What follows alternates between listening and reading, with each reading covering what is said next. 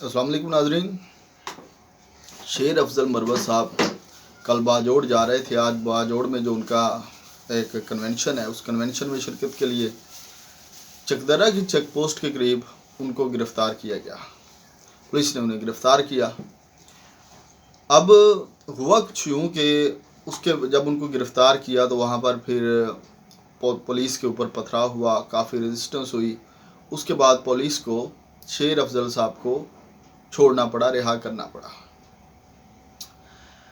अब पीटीआई की जो स्ट्रेटजी है, इसके बाद जब से उनके ये जो लीडरान हैं उनकी गिरफ्तारियां हो रही हैं, ये सारा कुछ हो रहा है, उसके बाद उनकी ये एक स्ट्रेटजी है कि जब भी चलें तो वो एक अपने साथ लोगों के साथ चलते हैं, लोगों को साथ लेके चलते हैं। जो पेशावर वाला इनका कन्वेंशन था उसमें भी ऐसे ही था। तैमूर जगड़ा साहब और ये लोगों के साथ वहाँ पर आए। इसी तरह शेर अफजल मरवत साहब भी वहाँ पर लोगों के साथ है। जब लोगों साथ होते हैं तो फिर अरेस्ट करना काफ़ी मुश्किल होता है। तो इनकी एक तो स्ट्रेटजी ये वाली है कि लोगों को साथ लेकर चला जाए। सेम उस दिन भी ऐसे हुआ, काफ़ी लोग तो इनकी गाड़ी में और फिर साथ भी लोग इनके चलते हैं आजकल।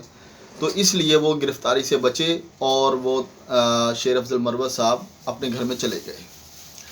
अब क्या वो आज बाजोड़ कन्वेंशन में ख़िताब करेंगे? यकीनन वो ख़िताब भी कर लेंगे, लेकिन एक जो चीज़ है वो ये वाली कि जो पीटीआई की ये वाली जो लीडरशिप है, जिसमें ये तैमूर जगड़ा साहब हैं, शेर अफजल मरवत साहब हैं, ये जो लीडरशिप है, ये लीडरशिप इमरान खान साहब के दौर में कभी सुनी भी नहीं थी।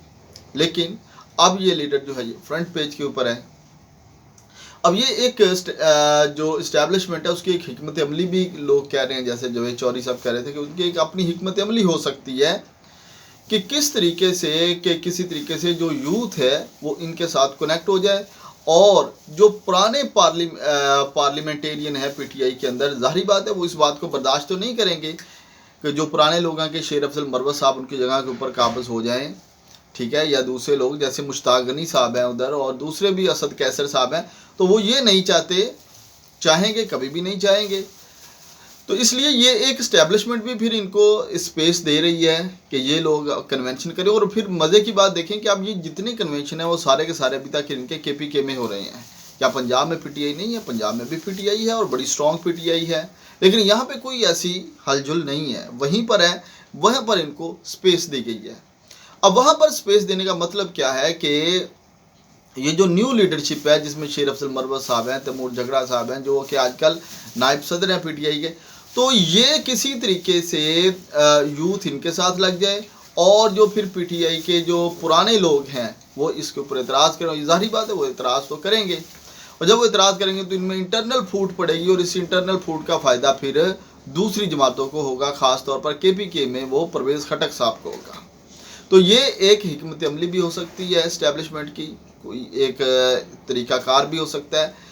तो ये आजकल ऐसा चल रहा है क्योंकि जो पुराने लोग हैं वो इस चीज़ को बर्दाश्त नहीं करेंगे। अब खान साहब के लिए ये भी एक चैलेंज है कि ये लोग आगे तो आए हैं, पार्टी को उन्होंने एक्टिवेट तो किया है, लेकिन क्या ये वकील हैं, लेकिन क्या वकला जो हैं वो केस तो लड़ सकते हैं? क्या इलेक्शन भी लड़ सकते हैं? तो ये बात सोचने वाली है। इलेक्शन लड़ना कुछ और चीज़ है, पब्लिक रिलेशन कुछ और चीज़ है, और केस लड़ना, अदालतों के अंदर आर्गू करना कुछ और चीज़ होता है।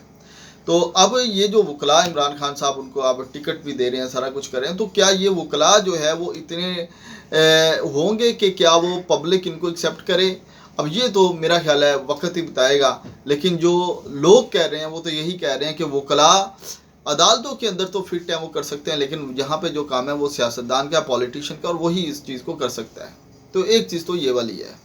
तो दूसरी चीज़ ये है कि ये जो नए लोग पीटीआई के अंदर अभी अभी जो नए फेस आ रहे हैं, अब इनके बारे में कौन जानता है? कल ये जिस तरह फेमस हो जाएं, पेनिट्रेट कर जाएं पार्टी के अंदर, लोग इनके साथ कनेक्ट हो जाएं, इलेक्शन हो, ये इलेक्शन में कुछ सीटें भी रह जाएं और बाद में वो वही काम करें जिस तरीके से और बहुत से लोगों ने, जैसे वो जहांगीर तरीन का ग्रुप बना था, तो वो लोग अपना ग्रुप बना लें, ठीक है। तो इसलिए अभी ये चाहिए, जो हामिद खान साहब ने भी पिछले जो उनकी मुलाकात हुई है खान साहब के साथ, तो उन्होंने इसके ऊपर ये कहा है कि ये जो नए लोग आ रहे हैं पीटीआई के अंदर, और उन्होंने हामिद खान साहब ने ये तो कहा है कि हमारी पार्टी का ये अपना एक इंटरनल मैटर है, इसको हम डिस्कस नहीं करना चाहते, लेकिन उन्होंने ये ज़रूर माना है ऑन द रिकॉर्ड टीवी के ऊपर उन्होंने ये माना है कि मैंने ये बात की है, और उन्होंने कहा मैंने इसीलिए की है कि ये जो नए लोग आ रहे हैं इनकी क्या गारंटी है, इनको कोई जानता नहीं है, और कहते हैं कि जब तक किसी को आजमा लें किसी के ऊपर ट्रस्ट ना करें। लेकिन अब इमरान खान साहब क्या करें, वो तो जेल में है, उनकी मजबूरी है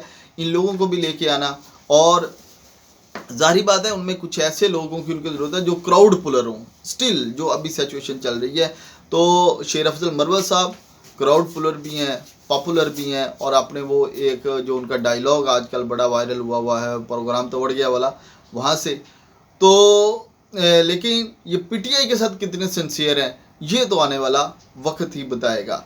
ये भी हो सकता है कि ये अभी इस्टेब्लिशमेंट की हो ये वाली, और जाहिर बात है पुराने लोग तो एक्सेप्ट नहीं करेंगे इनको, और फिर वो पीटीआई के अंदर एक दरार की फॉर्म में सामने आए। फिर ये वाला जो मसला है ये और एक पीटीआई और इमरान खान साहब के लिए ख़तरनाक होगा। तो फैसला आपने करना है कि वोट किसको देना है, और लेकिन हमारी जो वीडियो है इसको लाइक करें, शेयर करें और सब्सक्राइब करें। अपना फीडबैक ज़रूर दीजिए, हम आपके फीडबैक के मुंतज़िर हैं। थैंक यू, अल्लाह हाफिज़।